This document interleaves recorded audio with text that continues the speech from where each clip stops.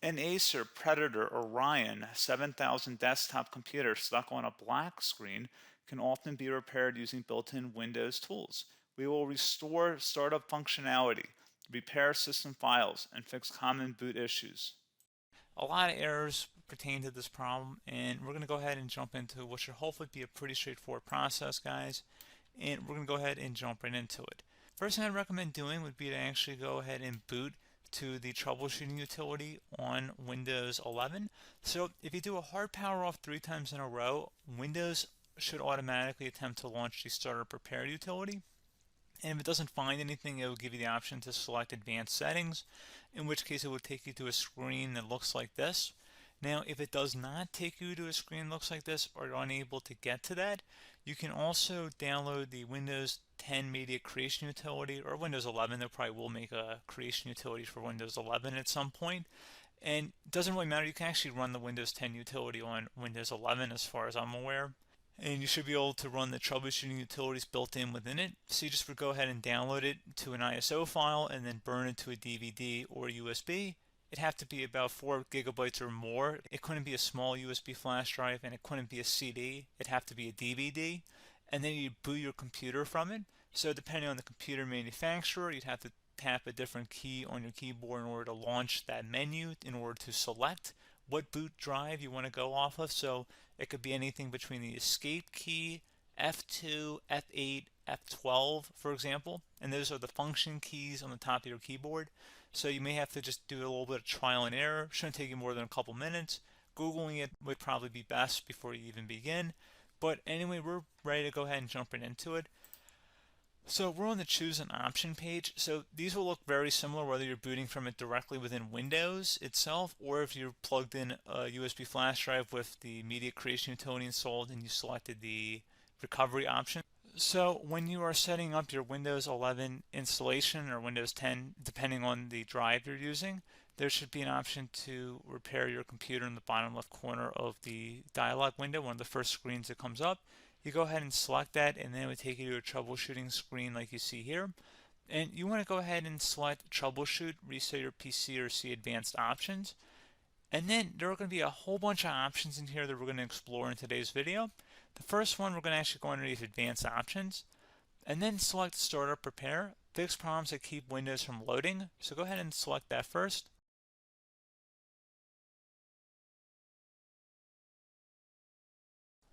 Okay, so you can see it could now repair our PC. That was our first option we could try.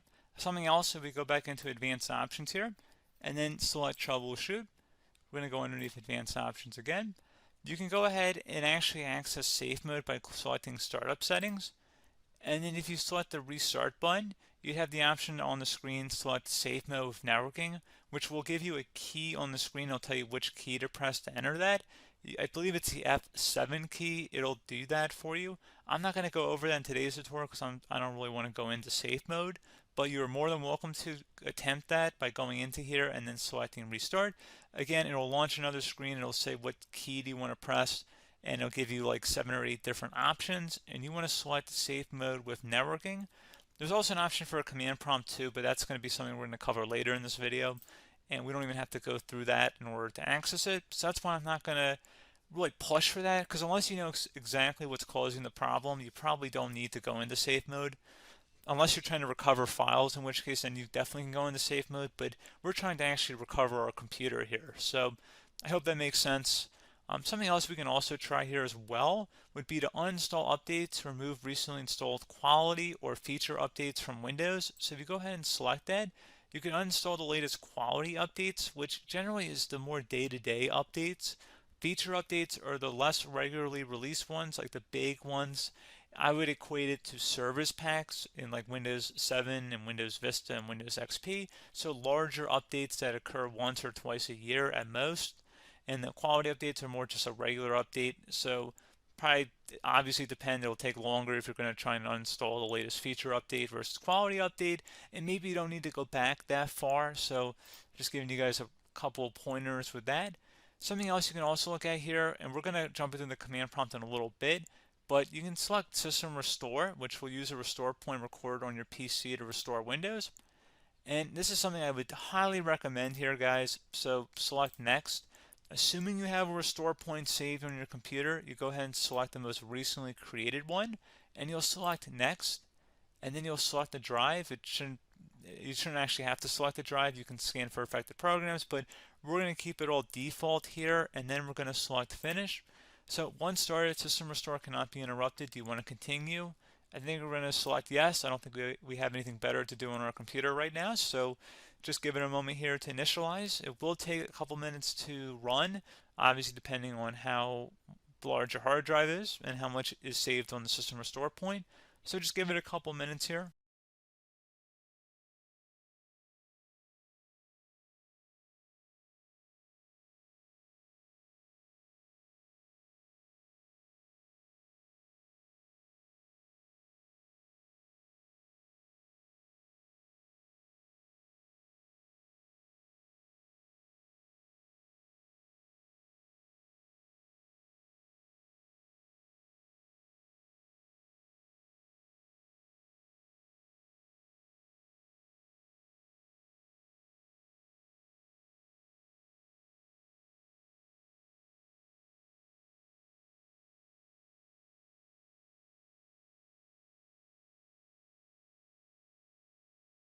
System has been restored successfully. We're going to go over a couple different methods in addition to that if that did not work. So I'm just going to pause the video and we're going to start back on the recovery screen that we started with. Okay, so a couple other things we can try here too. If you go back into troubleshoot, you can select reset your PC, let you choose to keep or remove your personal files and then reinstalls Windows. You can select to keep my files, which will remove apps and settings but keeps your personal files. You can also select remove everything, which will remove all of your personal files, apps, and settings. So this is more of a factory reset, the second option here.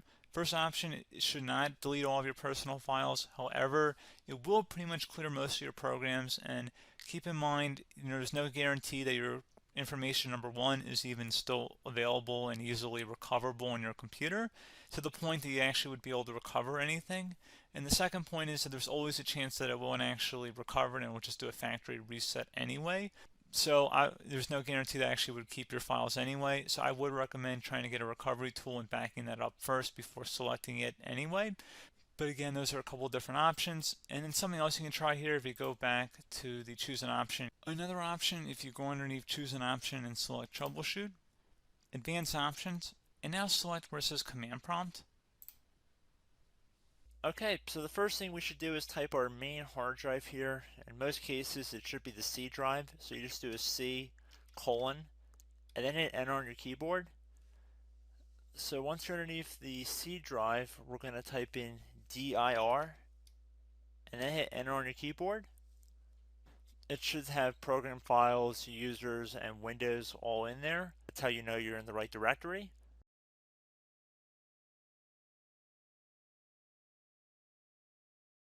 In some cases, it might be the D drive as well, so just keep that in mind.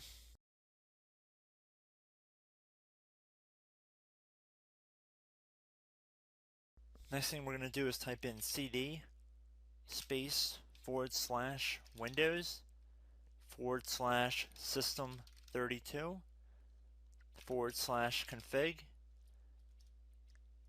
and then you're going to hit enter on your keyboard.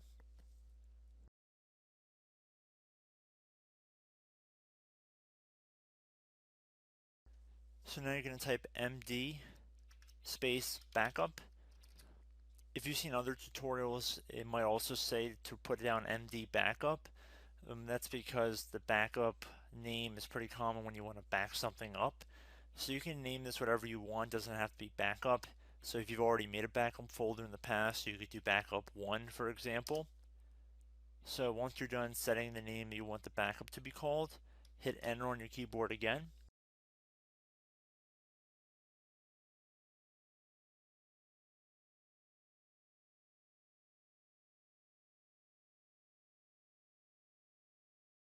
At this point you want to type copy, C-O-P-Y, space, then you want to do the star symbol above the 8 key, then do a period or a dot, whatever you want to call it, then another star sign, and then another space, and then type backup, and then hit enter on your keyboard.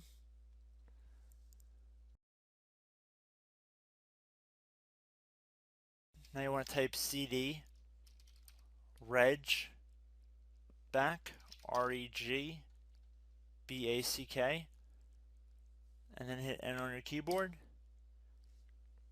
So now that we are under the reg back, so now you want to type dir again, and then hit enter.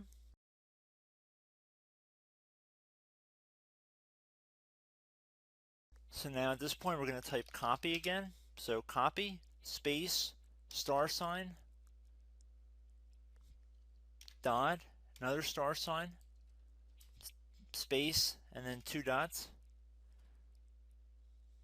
So we're going to type copy, space, star sign, dot, sign, star sign, dot, dot, and then hit enter on your keyboard again. So for overwrite, you want to overwrite all. So type A on your keyboard, so capital A, and then hit enter on your keyboard.